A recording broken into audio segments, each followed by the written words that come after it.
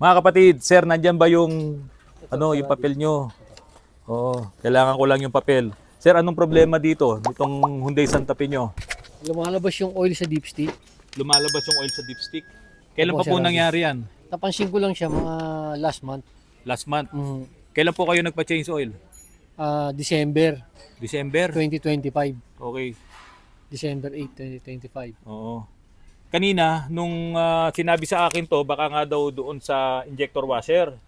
So lumabas ako, hindi ordinaryo yung yung sirit nung langis. Tapos inilabas ni sir tong resibo na kanyang pinagawa nung nakaraan. Saan ba to, sir? Sa San Juan po. Sa Shell San Juan. San Juan. Opo. Ang ikinargang langis kay sir ay isang 6 liter yung malaki. 6 liters na malaki, Tapos dalawang 1 liter. dalawang 1 liter. Ade 8 litro. 8 lumalabas. 8 litro ang kinarga sa inyo. Kahit 7, mali pa rin eh. Yun nga. Di, bakit po? Ang oil capacity po nitong Hyundai na to, nitong CRDI, Hyundai Santa Fe with 2.2 liter CRDI. Ito po yun, 2.2. Tama to. Okay, diesel engine, R-Series D4HB requires approximately 6.3 to 6.7 liters. Yun lang po yung dapat na langis na ikakarga sa inyo. Eh dito sa resibo nyo, ang ikinarga, 8. 8. Sobra. Sobra. Sa tingin nyo po ba, yun ang dahilan nung... Pwede. Pwede. Kasi sobra eh. Eh ako, tiwala ako dahil sila. Siyempre, trabaho. Yun. Oo, kasi dapat ibase natin yung capacity ng langis talaga sa bawat makina. Kasi pag sobra, talagang masama, bawal. Lalong-lalo na sa makina. Pagka sobrang nilagay mong langis.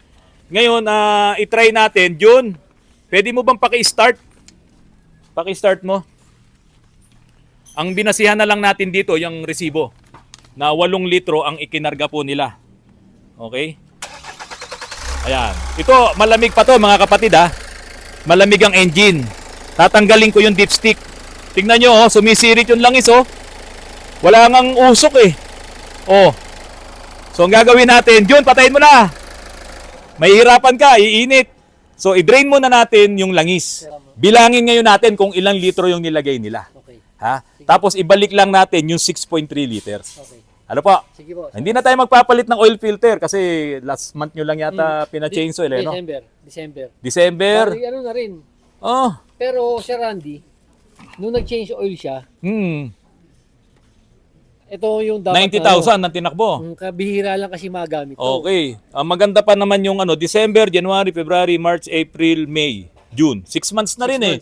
O ngayon, ang tignan na lang muna natin, sir. Desisyonan nyo na lang kung kailan kayo magpapa-change oil ulit. Okay. Tignan natin yung sobrang langis. Okay. At pag nagbawas tayo, titignan natin kung tatalsik pa Tatalsik dito ulit. yung langis. Ano ba? Okay. Yun ang Sige muna po, ang Sir gawin Randy. natin for the meantime. Back to you. Mga kapatid, natanggal na namin yung langis ni sir. Ang nakuha natin, mga 6.3, 6.4. Pero meron pa laman yung sa filter. Saka syempre, hindi pa talaga natanggal yung sa loob ng makina. Ngayon, ang gawin natin, ibalik muna natin yung 6. Okay lang ba nasukatin natin doon sa ano? Doon sa yung maliliit lang, yung per liter talaga. Oh. So ilipat natin sa per litro, tapos magsalin tayo ng 6 na litro nung dati niyang langis ha. Hindi pa nagche-change oil, sir. Hindi pa po any nilagay namin diyan ha. Oo, hindi pa any yan, lalagyan lang yan.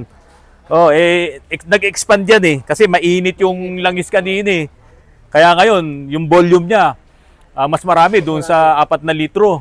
Kasi ang binayaran ni sir, 8 litro ang nakalagay sa resibo. Ang ikinarga, malamang 7 mahigit dahil hindi pa naubos yung 1 litro, eh, no? So, sobra yon kasi dapat dito 6 or 6.3 liters lang talaga. Ngayon, mag-experiment tayo. Lagyan ko muna to ng 6 na litro, sir. Kasi merong pang laman yung filter nito, eh. O, dapat nga, hindi 6, eh. No? Kasi mga kalahating litro pa yung laman ng filter nito, saka meron pa sa ibabaw. Lagyan muna natin to ng 5 litro lang muna. Tapos, start natin. Tingnan natin kung merong tatalsik dito. Pagka wala nang tumalsik, dagdag na lang tayo ng konti ha. Kasi hindi ko alam kung ganun ka-accurate itong dipstick mo. Pero siyempre, di pa naman napalitan to, no? So, ganun na lang muna ang gawin natin. May team na rin siya eh. May team na rin. Pero, next magpapa-change oil yan ako. Sir. Oo. Itong basyo po na to, ha? Basyo lang to. Yun langis po ni Sir yan, ha? Baka akala nyo, yung langis ng Eni, maitim, ha? Basyo lang po, ginamit lamang po namin to.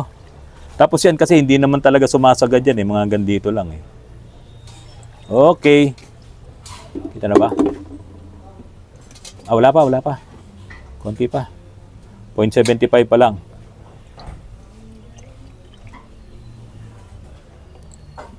Konti pa. Meron pala rito Alright. 1 liter. Salin. Di naman tayo nagpalit ng oil filter, no? Ulitin ko po mga kapatid hindi po ganyan ang kulay ng langis ng Eni Langis po ni Sir yan. Gumamit lang po kami ng basyo. Ayan. 1 down. Salin ulit si June.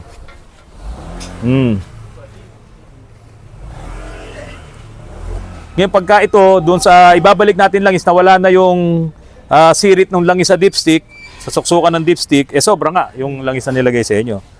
Pag hindi naman, hanapin natin ang problema ng engine ito. Kasi sa resibo, 8 litro Nakalagay. Oo Saan napunta yung 8 litro na yon? Hindi kaya nabulsa lang yung 2 litro? Hindi yan iniisip ko Oo.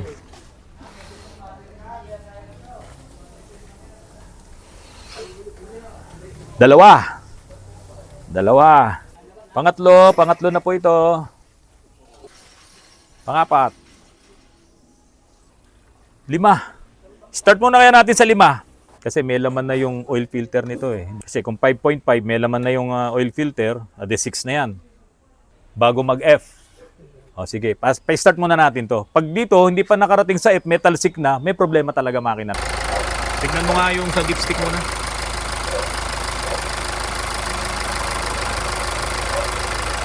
Meron talaga. 5 litro pa lang yan, sir. Sige, takpan mo naman. Okay, yung sa may oil refilling ka.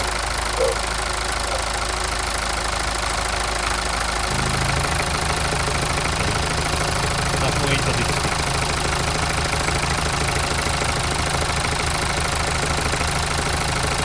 Wala.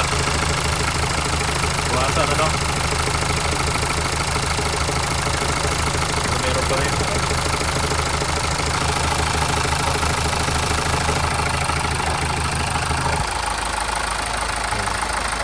Tumakas. Wala. So posible may singaw nga tayo doon sa sa injector washer. Pakitanggal mo nga din doon sa breather, yung hose lang na yun. Tignan natin kung may lumalabas.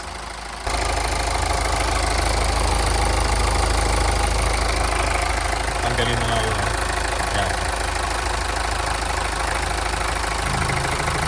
Tanggalin mo yun.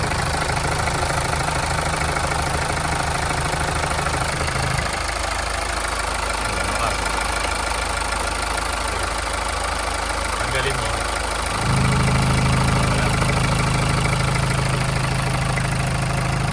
Nagawa natin yung procedure na gusto natin gawin, i-check natin kung sobra ba yung langis na kinarga. Tama, eksakto yung langis na ikinarga. Ang mali lang sa resibo, 8 siningil. 8 yung siningil, 6 na litro yung nakakarga, 6.3 siguro yon. So dapat 7 lang ang nandoon sa babayaran, pero 8 kasi yung nasingil kay sir. Okay na yon. Pero nung ipinakita nga namin sa inyo, kapag tatanggalin mo yung oil refilling cap, makakahinga doon sa engine, nababawasan yung tilamsik doon sa suksukan ng dipstick. Merong kaunti, pero nababawasan siya ng malaki. Pero pag tinakpan mo ulit, yung salinan ng langis, talagang sumisirit yung oil doon sa suksukan ng dipstick. 2 bagay. Posibleng may damage ang piston ring ni sir. Posible yun dahil talagang yung compression lumulusot sa ilalim. At malamang pag umiinit na to, makikita na natin yung yung usok pag talagang mainit na siya. Or i-check natin yung mga injector washers. 4 'yon. Baka may sumingaw doon, kaya ngayon yung compression doon sa injectors pumupunta ngayon doon dito sa labas. Kasi yung injector natin, yung dulo noon dapat doon mismo sa sa cylinder eh. Pero dapat walang hangin na lalabas dito sa injector. Yung kompresyon na yun, wala dapat lalabas doon. Ngayon, pag lumabas yun, pumupunta ngayon doon sa loob ng cylinder head, yung kompresyon na yun. So, dalawang bagay, pwedeng sa piston ring dadaan, pwede din doon sa injector washer. Kapag ka tinanggal natin ang injector washer at nakita natin na talagang may problema na siya, magpapalit tayo, automatic yon at testing ulit tayo. Kapag ka nawala na yung sargo ng langis doon sa suksukan ng dipstick, adi okay na si sir. Pero pagka meron pa rin, yun nga, sa engine po yun, huwag mo lang naman tatanggalin yung dipstick, hindi titilamsik yun. So, ganun po yung mga kapatid. Abangan nyo po, yung susunod na vlog ko po dito, kung babalik pa sa atin si sir, para ayusin natin yung mga washers po ng injectors. Bakit parang ang lamig ng ano mo, ng pawis mo? Ha? Ganyan ba talaga yung mga taga Baguio, malalamig ang pawis? Si Kuya David. David ano? David Benson po. Okay, Kuya David, dinala mo dito itong Pajero mo. Sara muna natin para makita nila yung ganda ng Pajero. Ayan. Gen 1 na Pajero, Gen box 1. type. Anong year model to? 94, sir. 94. Yes po, sir. Box type, local. Ang plaka, ang ganda oh. Sa Biblia, gustong-gusto ng Diyos ang number 7. Number 7 ng diba? ng Ayan, 777. Mga mayayaman lang at mga magagaling na tao nung araw ang merong ganyang plate number. Oo, naalala ko yung boss namin dati sa GMA 7. Patrol naman, 777 din. Yung aming executive vice president. Anyway, Kuya David, bakit ka ba napunta rito? Ano bang gusto mo ipagawa dito sa Pajero mo? Yung sana, sir, yung electric aircon, sir. Electric aircon? Yes po. Bakit? Ang lamig-lamig sa Baguio. Kailangan mo ba ng aircon doon? Kailangan, sir, kasi kahit malamig doon sa Oh. Baguio, Oh. nagmumoist. Ah. Hindi makita. Hindi makita yung pagka malamig talaga, magmo-moist yung salamin. Opo. Oo, Kung so kailangan umuulan, may aircon. Kailangan may aircon. Wala bang aircon to? Wala, sir. Hindi, kung yung dating gumagana aircon, bakit hindi ba pwedeng... Blower lang po, sir. Ang blower gumagana. lang. Tapos hindi ba nahihirapan yung makina pag gumagana yung aircon mo dito? Ay, mahirapan. Nahihirapan. Mahirapan, Kasi sir. 4D56 lang yung makina nito, mga kapatid. Tapos, kung i-aircon mo nga, 4x4 pa, hirap siya doon sa Baguio. Opo, sir. Sa akyatan doon. Yes, Mausok ba? Mausok, sir. Mausok. Kaya naman pala gusto niyang magkaroon ng electric aircon. Yes, sir. Ngayon, ang problema ko, mga kapatid, yung natitira kong kit ng electric aircon para yun doon sa aking owner. Sabi ko nga sa kanya, total galing ka ng Baguio, sa kanya ko na muna ikakabit. Kasi yung mga orders po natin, wala pa, hindi pa po dumarating. Marami-rami po yung orders ko na yun, kaso wala pa. Naghihintay pa akong medyo kumalma yung dolyar kasi ang taas po ng dolyar ngayon. So pinakakalma ko muna yon bago dumating yung ating mga orders po galing sa China. So Kuya David, liban doon sa electric aircon, ano pa yung gusto mong ipaayos dito? Palitan ng kwan, sir. Yung apat na nozzle Nozzle tip. tip, Yung mga injectors. injectors. Oo. Doon muna tayo, mga kapatid. Itong mga Mitsubishi na Adventure, yung L300 na mga FB, di ba pinapara talaga ng ASBO yan? Kasi talagang mausok. Kasi ang mga injectors nitong 4D56, hindi nyo pwedeng pagtagalin ang mga nozzle tip niyan. Ang nozzle tip niyan, 3 taon, 4 na taon, palitan mo na. Kasi talagang umuusok yan. Kasi nga lumalaki yung butas, lumalakas yung buga nila, na kahit ipalinis mo, parang sayang lang yung ibabayad mo sa calibration dahil ipinalinis mo yung mga nozzle tip. Kaya mas maganda, palitan natin. Yun yung recommendation ko sa iyo, sir. Palitan natin yung 4, hindi naman ganun kamahal yun. Okay, ano pa? Okay, ano pa yung ipapagawa mo? Kasi susulit natin, galing Baguio to eh. Yung kwan, sir. Itong windshield. May, Anong problema sa windshield, sir? may tumatagas. Dito. Opo. Diyan sa loob. O, sa loob. Okay, sagot na yan ni Agila. Agila. No, pinapakit ko naman yung mga taga-Agila dito nandiyan sa Taytay, no, yung Agila Taytay, akit sila rito, papalitan nila yan ng rubber, yung windshield na yan.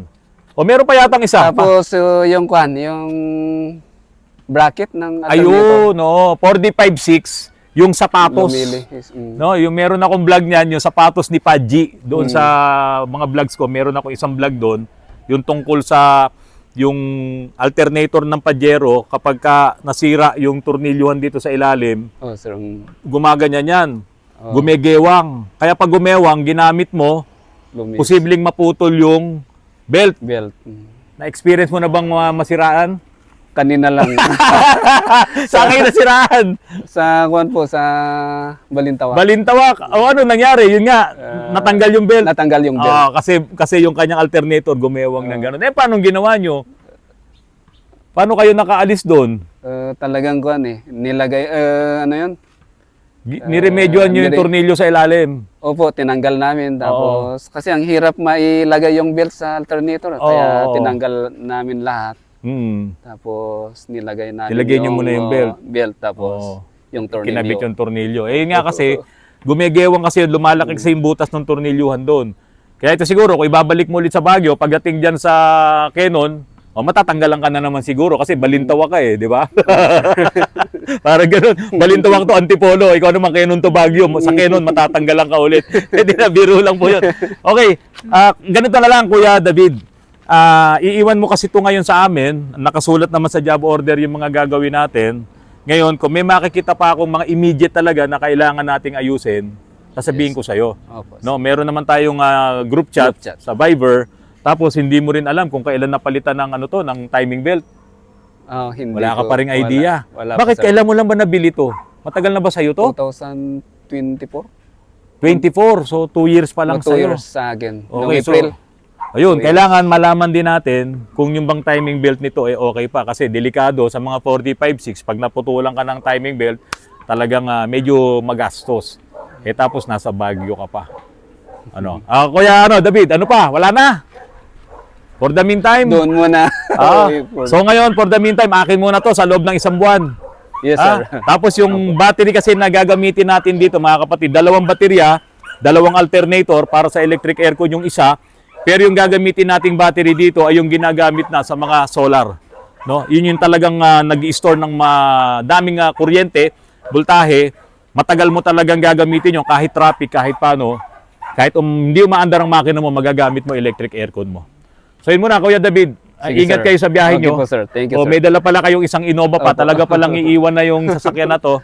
At ito ngayon ang gagawin kong project.